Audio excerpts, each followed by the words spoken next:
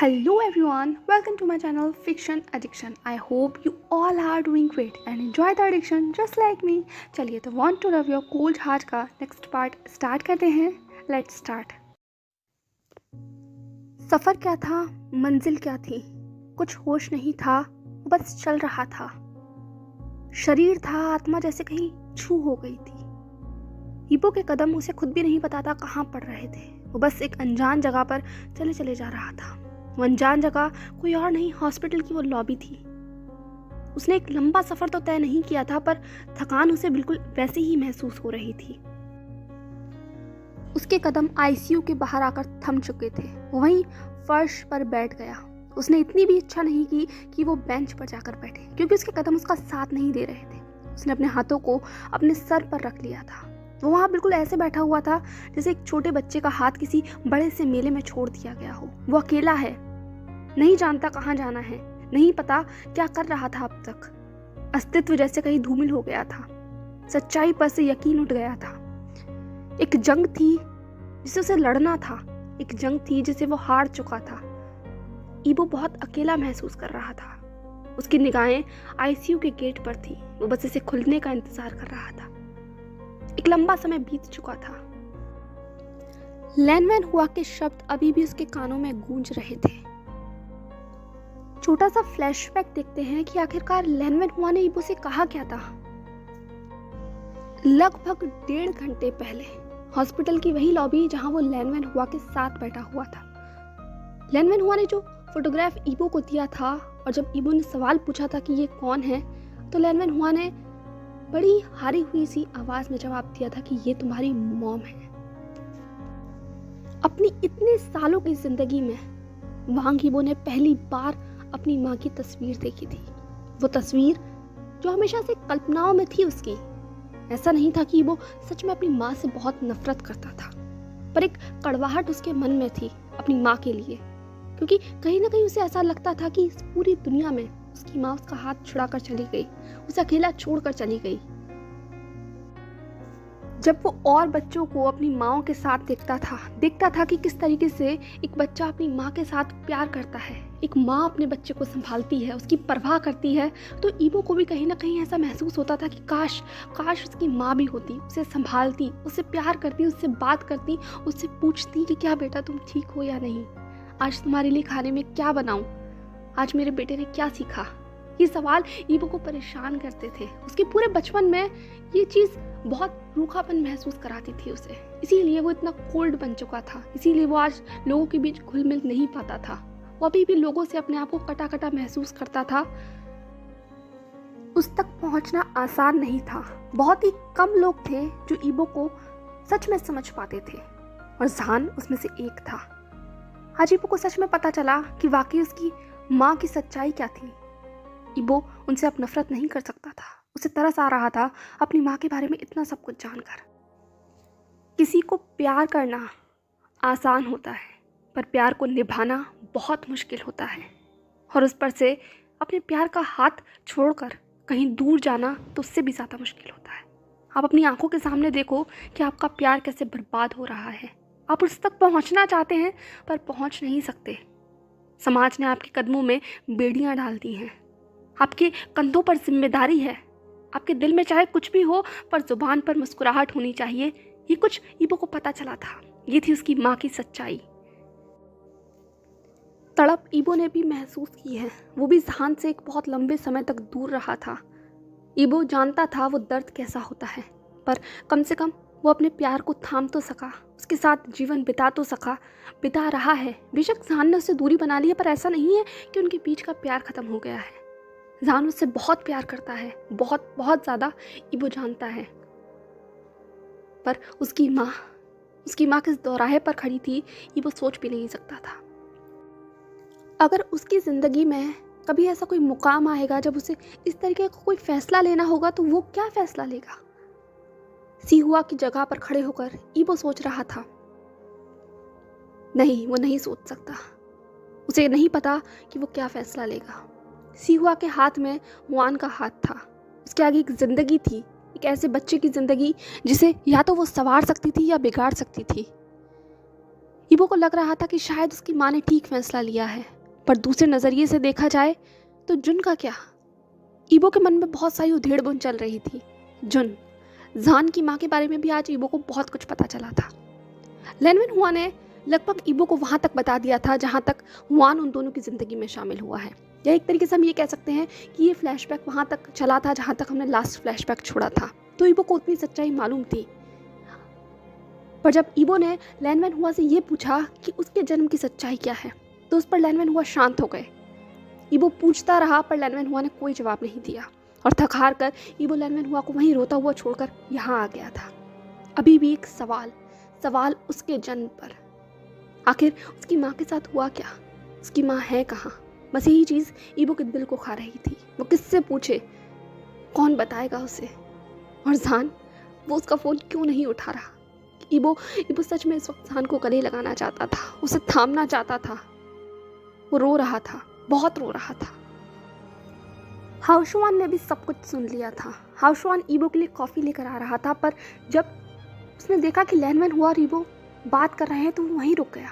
ना चाहते हुए भी उसने सब कुछ सुन लिया था, और वो अपने भाई को वहीं दूर से खड़ा होकर वापस देख रहा था। हाउशवान ने अपने कदमों को बढ़ाया, ईबो के बगल में जाकर बैठ गया। एक पल के लिए ईबो सन्न हो गया था। वो अपने आंसुओं को पोंछना चाहता था, लेकिन हाउशवान ने उसे गले लगा लिया। हाउशवान ने उसकी पीठ थपथपाते हुए कहा, भाई रो ले। रोना ये नहीं दर्शाता कि तुम कमज़ोर हो। तुम रो सकते हो। ये भाई तुम्हारे लिए हमेशा है, वो भाई भी हमेशा है तुम्हारे लिए। कभी हम अलग नहीं हो सकते। हमारे बेशक खून एक ना हो तो क्या हुआ, पर हम भाई हैं, थे और हमेशा रहेंगे। तुम कमज़ोर पड़ सकते हो मेरे सामने, मुझे थाम सकते हो। ईबो, मैं तुम्हारे लिए हूँ। समय दो, सब कुछ ठीक हो जाएगा। ईबो बस अब हाउशवान के गले लगकर रो रहा था। इस वक्त दोनों भाई एक दूसरे को संभाल रहे थे। हाउशवान सोच भी नहीं सकता था कि ये कैसा बवंडर उनकी ज़िंदगी में शामिल हो गया है। अचानक से ईबो की वॉच बजने लगी। ईबो ने अपनी वॉच की तरफ देखा तो घड़ी 12 बजे का इशारा कर रही थी। हाउशवान ने अपने आंसू पोंछते हुए चकल करते हुए कहा, भाई हैप्पी बर्थडे। ईबो हाउशवान को ऐसे देखने लगा जैसे मान लो हाउशवान के सर पर 2 सींग उगाए हैं। हाउशवान ने कहा, क्या हुआ? तुम्हारा बर्थडे है आज, कम से कम मैं तुम्हें बर्थडे तो विश कर ही सकता हूँ। और टेंशन मत लो, वान ठीक हो जाएगा। मैंने डॉक्टर से बात की है, उन्होंने कहा है कि अभी वो थोड़ा सा अनस्टेबल है, बट 24 आवर्स में वो जवाब दे देंगे। लेकिन घबराने वाली अब कुछ ज़्यादा बात नहीं है, और मैंने यांग को भी दवाई देकर सुला दिया है, तो टेंशन मत लो। हम लोग यहाँ बैठ सकते हैं, इंतज़ार कर सकते हैं। चाहो तो मेरा हाथ भी थाम सकते हो। ये कहते हुए हाउशवान ने अपना हाथ ऑफर किया। ईबो ने हाउशवान के हाथ पर मारते हुए कहा, बस करो, इतना ज़्यादा फ्री होने की ज़रूरत नहीं है। हाउशवान ने हंसते हुए कहा, आ गया मेरा कोल्ड प्रिंस वापस। तुम ऐसे ही अच्छे लगते हो। नाक पर गुस्सा और दिमाग में ना जाने क्या क्या। बस ख़त्म करो, रिलैक्स हो जाओ। अब दोनों वहीं बैठ गए थे शांति से। दिमाग में बहुत कुछ था, पर अब वो थोड़ा लाइट महसूस कर रहा था, थोड़ा सा लाइट महसूस कर रहा था हाउशवान के उसके इतना करीब बैठने पर।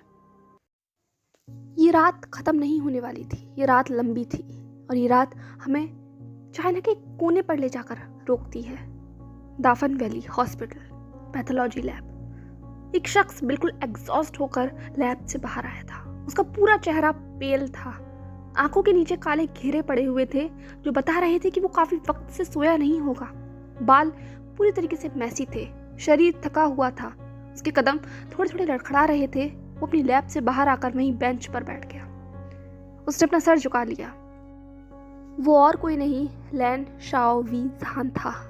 जान बुरी तरीके से थका हुआ था, पर हताश था, निराश लग रहा था, पता नहीं क्यों। उसके बगल में आकर उसके सीनियर डॉक्टर बैठ चुके थे।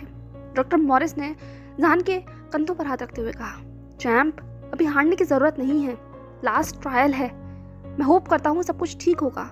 जान ने कहा, मैं 2 घंटे से इंतज़ार कर रहा हूँ, लास्ट डोज दिया जा चुका है। मैं बहुत थका हुआ महसूस कर रहा हूँ डॉक्टर, मैंने अपना सब कुछ लगा दिया इस पर। डॉक्टर मॉरिस ने कहा, जान माय चाइल्ड, ऐसा होता है, समय दो, हर एक की बॉडी अलग तरीके से रिएक्ट करती है, लगता है वो पेशेंट तुम्हारे लिए बहुत इंपॉर्टेंट है। जान ने डॉक्टर मॉरिस की आंखों में देखते हुए कहा, बहुत ज़्यादा, मैं बता नहीं सकता कितना ज़्यादा। डॉक्टर मॉरिस ने कहा, मैं होप करता हूँ कि रिजल्ट ठीक आए। जान पिछले 1 महीने से बहुत इम्पॉर्टेंट रिसर्च पर काम कर रहा था, अपनी उसी रिसर्च पर जिसे वो लगभग 2 साल से लगा हुआ है। और फाइनल डोज दिया जा चुका था उस पेशेंट को जिस पेशेंट को जहान ठीक करना चाहता था। उसी के रिजल्ट के लिए आज वो यहाँ बैठा हुआ था। उसे किसी भी हालत में वांग यीबो को वो सरप्राइज देना था जिसके लिए वो तैयारी कर रहा था। वो अपने बोगा को उस शख्स से मिलाना चाहता था जिस शख्स को उसी बोगा से अलग करने के लिए कहीं ना कहीं वो जिम्मेदार था। इसीलिए वो पेशेंटली अपना सब कुछ देकर यहाँ जी जान लगा रहा था। उसने पिछले 1 महीने से घर की शक्ल नहीं देखी थी, ना ही वांग यीबो की शक्ल देखी थी। ना उसे खाने का होश था और ना ही सोने का। वो दिन रात सिर्फ लैब में काम कर रहा था। बार बार रिसर्च को तैयार करता, रिजल्ट नेगेटिव आता तो वापस तैयार करता। उसने हार नहीं मानी। हर इंसान पीछे हट चुका था पर जान पीछे नहीं हटा। एक वादा था जो उसे पूरा करना था, एक कर्ज था जो उसे उतारना था, एक शख्स था जिसे उसे मिलाना था। इसीलिए जान सब कुछ छोड़कर यहाँ लगा हुआ था। बहुत मुश्किल था उसके लिए ईबो को वहाँ छोड़ना। उसे भी पता था कि अगर वो ईबो को कॉल लगाएगा, उससे बात करेगा तो वो टूट जाएगा। वो अपने बोगा से सब कुछ इतने लंबे समय से छुपाकर तो आ रहा था, पर अब मुश्किल हो रहा था उसके लिए, बहुत मुश्किल। वो देख रहा था कि हर रोज ईबो से कितने सारे कॉल्स करता था, मैसेज करता था। उसका गला सूख रहा था, उसे बिल्कुल अच्छा महसूस नहीं हो रहा था, नॉशियस सा फील हो रहा था। डॉक्टर ने कहा, जान तुम ठीक तो हो? तुमने कब से कुछ नहीं खाया है? जान ने कहा, पता नहीं, शायद 3 दिन हो गए हैं। डॉक्टर ने कहा, आर यू फकिंग मैड और व्हाट? मैं क्या करूँगी तो तुमसे गुस्सा भी नहीं कर सकता जान। मैं तुम अपने बेटे की तरह देखता हूँ और तुम गॉड, यहीं बैठो, मैं तुम्हारे लिए कॉफ़ी लेकर आता हूँ, साथ में मेडिसिन भी, कुछ खा लेना, ओके? जान ने सिर्फ नोट किया क्योंकि उसे ज़रूरत थी वाकई कुछ खाने की। उसका दिल बहुत बेचैन हो रहा था। ऐसा लग रहा था जैसे इसे ईबो याद कर रहा हो। उसने अपनी घड़ी में टाइम देखा तो 12 बज चुके थे। उसने चकल करते हुए कहा, बोगा आज तो आपको बर्थडे है ना, मैं ये कैसे भूल सकता हूँ। ये कहते हुए उसने अपने पैंट की पॉकेट से फ़ोन को बाहर निकाला। वो इतना वीक फील कर रहा था कि उससे नंबर भी डायल नहीं हो रहे थे। फिर भी उसने कंसंट्रेशन कर ईबो का नंबर निकाला। पर इससे पहले कि वो कॉल लगा पाता कि अचानक से वहाँ पर एक शख्स भागता हुआ आता है। वो जान का एक जूनियर डॉक्टर था। वो शख्स भागता हुआ आया। उसने कहा, असिस्टेंट जान जल्दी चलिए। जान ने कहा, हुआ क्या? पर उसने कहा, पेशेंट। बस इतनी ही कहने की देर थी कि जान ने महसूस किया कि उसकी जान उसके गले में आ गई है। वो अपना फ़ोन अपने पॉकेट में रखता हुआ तुरंत उस दिशा में दौड़ा जिस दिशा में वो रूम था। उसने फट करके दरवाज़ा खोला। अंदर वाला शख्स वेंटिलेटर के ऊपर था जो बहुत लंबी लंबी सांसें ले रहा था। उससे जुड़ी हुई सारी मशीनें बहुत तेज़ी से बज रही थी जो इंडिकेट कर रही थी कि वो पेशेंट बहुत ज़्यादा परेशानी में है। जान ने सभी को पीछे करते हुए कहा। डॉक्टर मॉरिस भी अब रूम में आ चुके थे। डॉक्टर मॉरिस ने तुरंत अपना मास्क पहना और जान की तरफ देखते हुए कहा, तुम हैंडल कर पाओगे? जान ने कहा, डेफिनेटली, आप बस इन्हें संभालिए। जान बहुत लंबी लंबी सांसें ले रहा था। डॉक्टर मॉरिस ने कहा, कम ऑन जान, तुम इस वक्त हार नहीं मान सकते। नर्स, जान को तैयार करो। ये कहते हुए उसने नर्स की तरफ इशारा किया। जान को तुरंत मास्क, ग्लव्स और उसका कोट पहनाया गया। जान सारी मेडिसिन को देख रहा था। उसने इंजेक्शन रेडी किया और उस पेशेंट की सलाइन में लगा दिया। डॉक्टर मॉरिस उस पेशेंट को शांत करने की कोशिश कर रहे थे। जूनियर डॉक्टर ने मशीन देखते हुए कहा, सर हार्ट रेट बढ़ रही है, सर कार्डियक अरेस्ट हो सकता है। जान के हाथ कांपने लगे। डॉक्टर मॉरिस ने कहा, नहीं अभी हमें कांपने का समय नहीं है जान, संभालो अपने आप को। डॉक्टर जल्दी से पोजीशन लो। ये कहते हुए सभी डॉक्टर अब उस पेशेंट के ऊपर लग चुके थे। उन्हें शॉक दिए जा रहे थे। वो पेशेंट ऑलरेडी बहुत वीक था तो किसी भी तरह की लेटलाई नहीं बरती जा सकती थी। जान ने कहा, डॉक्टर मॉरिस प्लीज़ प्लीज़ इन्हें बचा लीजिएगा। डॉक्टर मॉरिस ने कहा, जान मैं कोई भगवान नहीं हूँ, मैं तुमसे वादा नहीं कर सकता पर मैं अपनी पूरी कोशिश करूँगा। तुम्हारा काम हो चुका है, बाहर जाकर इंतज़ार करो। जान ने कहा, नहीं मैं बाहर नहीं जाऊँगा। डॉक्टर मॉरिस ने कहा, तुम देख पाओगे? जान ने कहा, यहाँ तक मैं नहीं देखा है। इसके बाद वहाँ पर शांति छा गई। जान सब कुछ देख रहा था। वो जितना कर सकता था उसने सब कुछ कर लिया था। बस अब इंतज़ार था उस नतीजे का जिसके लिए वो इतने सालों से इंतज़ार कर रहा है। वो 3 घंटे शायद जान की ज़िंदगी के सबसे मुश्किल घंटे रहे होंगे। जान अपनी सांसों को उखड़ता हुआ महसूस कर रहा था। डॉक्टर मॉरिस ने अपना मास्क हटाते हुए जान के कंधे पर हाथ रखा। उन्होंने कुछ नहीं कहा क्योंकि कहने के लिए कुछ था ही नहीं। जान भी अपना सर झुकाकर बस वहाँ पर खड़ा हुआ था। जहान के कदम कब उसे हॉस्पिटल रूम से बाहर ले आए उसे खुद भी नहीं एहसास हुआ। वो वहीं दीवार का सहारा लेकर बैठ गया। उसके कदमों ने उसका साथ छोड़ दिया था। जहान ने अपना फ़ोन अपनी पॉकेट से बाहर निकाला। वो कांप रहा था, बहुत बुरी तरीके से कांप रहा था। रात के लगभग 3 बजे वांग हॉस्पिटल। ईबो अभी भी वहीं आईसीयू के बाहर बैठा हुआ था। देखते ही देखते उसकी आंख कब लग गई उसे एहसास नहीं हुआ। वहीं बेंच का सहारा लेकर सो रहा था। उस सन्नाटे में अचानक एक फ़ोन की आवाज़ गूंज जाती है। वो घंटी बहुत तेज़ थी क्योंकि हॉस्पिटल में ऑलरेडी सन्नाटा था, इसीलिए वो और ज़्यादा तेज़ सुनाई दे रही थी। ईबो का फ़ोन रिंग कर रहा था। ईबो एक झटके से अपनी नींद से बाहर आता है। उसने अपना फ़ोन निकाल कर देखा। उसकी आंखें थोड़ी धुंधली थी क्योंकि आंखों में नींद थी। तो सामने जहान का नाम दिखाई दे रहा था। ईबो एक पल के लिए सन्न हो गया। रात के इस पहर जहान का कॉल। उसने कांपते हुए उस फ़ोन को उठाया। उसने कहा हेलो, पर सामने से जो आवाज़ आई वो ईबो के दिल की धड़कनों को लगभग रोकने के लिए काफ़ी थी।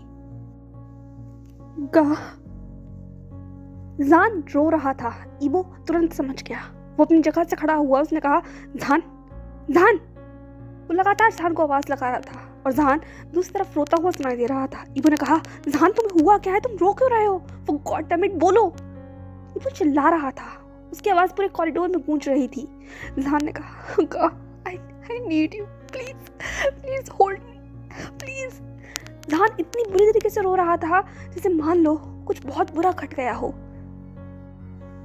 आज का पूरा दिन ईबो के लिए भी बहुत परेशानी भरा रहा था। वो किस चीज़ से गुजरा था ये वही जानता था, और उस पर से वापस एक ऐसा कॉल आना। ईबो की तो ऐसा लग रहा था जैसे जान आज निकल ही जाएगी। ईबो ने खुद पर काबू करते हुए कहा जहान प्लीज प्लीज बनी, काम डाउन बेबी, शांत हो जाओ, मुझे बताओ क्या हुआ, गागा को बताओ हुआ क्या। जहान ने कहा प्लीज यहाँ आ जाइए, जल्दी आ जाइए, वरना मैं सांस नहीं ले पा रहा होगा, प्लीज आइए। ईबो ने कहा ठीक है मैं आ रहा हूँ, मुझे बताओ तुम हो कहाँ, मुझे बताओ जहान, मुझे बताओ कहाँ हो baby, please please calm down, tell me कहाँ हो तुम, गागा को बताओ। पता नहीं जहान ने कैसे जवाब दिया और ईबो ने कैसे सुना, पर जहान का जवाब सुनते के साथ ही ईबो अपनी कार की की लेकर भाग चुका था। ईबो ने फ़ोन पर कहा बेबी कॉल पर ही रहना, ठीक है, गागा की आवाज़ सुनते रहना, मैं बस अभी आ रहा हूँ, मुझे अभी टाइम लगेगा, तुम बहुत दूर हो, पर हिम्मत मत हारना, please breathe in breathe out करो, अपनी दवाई को लो, गागा आ रहे हैं, ठीक है। तो ईबो लगातार बोले चले जा रहा था। उसकी कार उस हाईवे पर बहुत तेज़ स्पीड से दौड़ रही थी। जितना तेज़ वो चला सकता था उतना तेज़ चला रहा था। वो लगातार जहान को काम करने की कोशिश कर रहा था, स्वीट बातें बोलने की कोशिश कर रहा था, पर उससे नहीं हो रहा था। वो कैसे सब कुछ भूल कर अभी जहान को हिम्मत दे। उसके पास खुद भी हिम्मत नहीं थी, फिर भी वो अपनी पूरी कोशिश कर रहा था मजबूत रहने की, क्योंकि अभी जहान को उसकी ज़रूरत है। पता नहीं क्या हुआ है, पर ईबो यहाँ रुक नहीं सकता, थम नहीं सकता, टूट नहीं सकता। वो अपना सब कुछ दे देगा, पर उसे उस शख्स को टूटने नहीं देगा। जहान को उसकी ज़रूरत है, वो अपना फ़र्ज़ पूरा करेगा। लगभग 1 घंटे में ईबो वहाँ पहुँच चुका था। उसने 3 घंटे का सफ़र 1 घंटे में तय किया था। कोई अंदाज़ा लगा सकता है कि उसने कितनी तेज़ स्पीड में अपनी कार को चलाया होगा, पर कोई फ़र्क नहीं पड़ता। आज कोई भी ईबो को जहान तक पहुँचने से रोक नहीं सकता था। जैसे ही ईबो की कार एंट्रेंस पर रुकती है, एक पल के लिए उसके कदम ठिठक गए थे। हॉस्पिटल, ये हॉस्पिटल शब्द उसे कांपने के लिए काफ़ी था। फिर भी वो हिम्मत कर अपनी फुल स्पीड में जहान की तरफ दौड़ रहा था। उसने अपने फ़ोन के मैसेज पर चेक किया तो उसमें लिखा हुआ था फ्लोर 34, रूम नंबर 273। ईबो जल्दी से लिफ्ट में दाखिल हुआ। उसने फ्लोर प्रेस किया। इसके बाद उसे भी नहीं पता कि उसके कांपते हुए कदम किस तरीके से उस लॉबी में पहुँचे। उस लॉबी में पूरी तरीके से खालीपन था, शांति थी, सन्नाटा था, ऐसा सन्नाटा जो ईबो को डरा रहा था। जहान यहाँ कर क्या रहा है? पता नहीं कैसे ईबो अपने कदमों को आगे बढ़ा रहा था। वो उसका गला पूरी तरीके से सूखा हुआ था, आंखें तलाश कर रही थी उसके प्यार की। फाइनली वो शख्स उसे दिख गया जिसे ईबो चाहता था। कुछ पल के लिए ईबो के कदम रुक गए क्योंकि जहान की हालत बहुत बदतर थी। जहान वहीं फ्लोर पर बैठा हुआ था, उसका लैब कोट उसके कंधों पर था और सर घुटनों में दबा हुआ था। वो रो रहा था। उसकी आवाज़ ईबो इतनी दूर से भी महसूस कर सकता था। जैसे ही जहान को एहसास हुआ कि उस कॉरिडोर में कोई आया है, जहान ने अपनी आंसू भरी निगाहों को उठाकर उस शख्स की तरफ देखा। सामने ईबो खड़ा हुआ था। जहान ऐसा महसूस कर रहा था कि बस यही एक सहारा है जो उसे सांस दे सकता है। जहान ने अपने हाथों को ईबो की तरफ किया और उसने अपनी रोती हुई आवाज़ में कहा, गा गा प्लीज़ होल्ड मी प्लीज़ गा। ईबो भागता हुआ तुरंत जहान के पास पहुंचा। वो वहीं फर्श पर गिर गया और जहान को अपनी बाहों में थाम लिया। जहान बहुत तेजी के साथ रो रहा था और ईबो के आंसू भी खुद ब खुद निकल आए थे जहान को इस हालत में देखकर। ईबो लगातार जहान की पीठ को सहला रहा था और जहान फक कर ईबो के सीने के ऊपर रो रहा था। ईबो की पूरी शर्ट गीली हो चुकी थी। जहान इतनी बुरी तरीके से रो रहा था। ईबो ने जहान से कहा, बेबी प्लीज़ काम डाउन, तुम अपनी तबीयत ख़राब कर लोगे, मुझे बताओ हुआ क्या है गगा को बताओ, मुझे डर लग रहा है जहान, मुझे बताओ हुआ क्या है। जहान ने कहा, गा प्लीज़ होल्ड मी। बस वो लगातार एक ही बात बोले चले जा रहा था, होल्ड मी। ईबो अपनी पकड़ बहुत टाइट कर दी। ईबो ने जहान को इतनी सिक्योरली होल्ड कर लिया कि शायद जहान की सांसें भी रुक जाए, पर ईबो अभी ढील नहीं दे सकता था। जहान को उसकी ज़रूरत है, वो अपनी ज़रूरत को पूरा करेगा। कुछ पल के बाद जहान थोड़ा सा थमा। ईबो ने जहान को थोड़ा सा दूर करते हुए कहा, प्लीज़ मुझे बताओ, वरना मेरा सांस लेना मुश्किल हो रहा है। जहान तुम मुझे डरा रहे हो, मुझे बताओ हुआ क्या है। जहान का पूरा चेहरा आंसुओं से भीगा हुआ था। जहान ने अपनी पकड़ को ईबो की शर्ट के ऊपर टाइट किया, उसे अपने और करीब खींचा। ईबो ने सॉफ्टली जहान के माथे के ऊपर किस किया और उसे वापस गले लगा लिया। उसने कहा, प्लीज़ मुझे बताओ, प्लीज़ बताओ, आई बेग यू जहान, प्लीज़ बताओ। जहान ने कहा, मॉम। बस इतना कहना था कि ईबो की पकड़ एकाएक जहान के कंधों पर ढीली पड़ गई। मॉम। एक ही शब्द अब ईबो के जहन में गूंज रहा था। ईबो ने जहान को दूर करते हुए उसकी आंखों में देखते हुए कहा, मॉम क्या मतलब है जहान? मॉम ठीक। जहान बोल भी नहीं पा रहा था। उसके शब्द कांप रहे थे, बुरी तरीके से कांप रहे थे। उसका गला कितना ज़्यादा आंसुओं से भरा हुआ है कि उसकी आवाज़ भी बाहर नहीं आ रही। फिलहाल ईबो का पूरा शरीर ठंडा पड़ चुका था। वो ऑलरेडी जहान की ऐसी हालत देखकर कम खराब स्थिति में नहीं था, और एक और शब्द जो उन दोनों के बीच में आकर खड़ा हो गया था, वो ईबो का दिमाग पूरी तरीके से सुन्न करने के लिए काफ़ी था। वो क्या करे, क्या बोले, क्या पूछे। वो तो अब जहान के आगे कुछ कहने के इंतज़ार से भी डर रहा था। क्या चीज़ उसके सामने आने वाली है जिसने जहान की हालत ऐसी कर दी तो उसकी हालत क्या होगी। वो बस इसी बात से कांप रहा था, डरा हुआ था। उसके हाथ पांव बहुत ठंडे थे। वो दोनों इससे पहले कि कोई भी बात आगे कर पाते, अचानक से वो रूम खुल जाता है और असिस्टेंट डॉक्टर जहान की तरफ भागते हुए है। उसने कहा, असिस्टेंट जहान, आपको अभी चलना होगा। जहान एक पल के लिए कांप गया। उसने मुड़कर उस डॉक्टर की तरफ देखा। उसने अपने आंसू पोंछते हुए कहा, क्या हुआ डॉक्टर, सब कुछ ठीक तो है? जहान ने इतनी हड़बड़ी में ये सब कुछ बोला था कि ईबो भी बस जहान को और उस डॉक्टर को ही देख रहा था। उस डॉक्टर ने कहा, अभी आपको चलना होगा, जल्दी चलिए। जहान ने ईबो का हाथ छुड़ाया। उसने ईबो की तरफ देखते हुए कहा, प्लीज़ मेरा वेट कीजिएगा। ये कहते हुए जहान ने अपना लैपटॉप उठाया और रूम की तरफ दौड़ गया। वो रूम वापस बंद हो चुका था। एक बार फिर ईबो आज दिन में दूसरी दफ़ा ओटी के बाहर खड़ा था। ओटी के अंदर कौन सा शख्स है ईबो नहीं जानता था, पर उसका दिल बहुत बुरी तरीके से कांप रहा था, धड़क रहा था बहुत तेज़ी के साथ कि ईबो अपने दिल की धड़कन को अपने कानों में महसूस कर सकता था। उसने अपने कदमों को बढ़ाया, उस डोर के ऊपर अपना हाथ रखा। उसे ऐसा लग रहा था कि अंदर बहुत इम्पोर्टेंट शख्स है, एक ऐसा शख्स जो शायद सब कुछ बदल कर रख देगा। पर ईबो क्या करे। जब तक ओटी की लाइट चलती रही, ईबो को अजीब सी घबराहट होती रही। उसकी निगाहें उस ओटी के गेट के बाहर ही टिकी हुई थी। उस हल्के से मिरर से वो अंदर देख सकता था। ग्लास से अंदर देख पा रहा था कि डॉक्टर कितनी कोशिश कर रहे हैं। जहान को भी देख रहा था वो, पर उसे समझ नहीं आ रहा था कि वो शख्स आखिर है कौन, क्योंकि डॉक्टर का पूरा हुजूम उस बेड को कवर करके खड़ा हुआ था। पर ईबो बहुत बेचैन महसूस कर रहा था। उसे ऐसा लग रहा था कि कहीं ना कहीं कुछ तो जुड़ाव है। उसे क्यों इतनी बेचैनी हो रही है वो नहीं जानता था। क्या ये जहान के लिए है, हुआन के लिए है, किस चीज़ के लिए है, उसे खुद नहीं पता था। ऐसा लग रहा था जैसे सारी एनर्जी उसके अंदर से निचुड़ चुकी हो। हर बीतता सेकंड काल था उसके लिए, वक्त था जो गुजर ही नहीं रहा था। कैसी रात है जो गुजर ही नहीं रही है। एक रात में ऐसा लग रहा था ईबो ने अपनी पूरी जिंदगी को जी लिया हो। कंधे इतने भारी हो गए हों कि बस अब वो सोना चाहता है और एक इतनी लंबी नींद लेना चाहता है जिससे सब कुछ, सारी परेशानियां कहीं गायब हो जाए। पर नहीं, अभी तो बहुत कुछ झेलना बाकी था। लगभग 1.5 घंटे बाद वो रूम खुल चुका था। अंदर से एक नर्स बाहर आई। उसने कहा, मिस्टर वांग।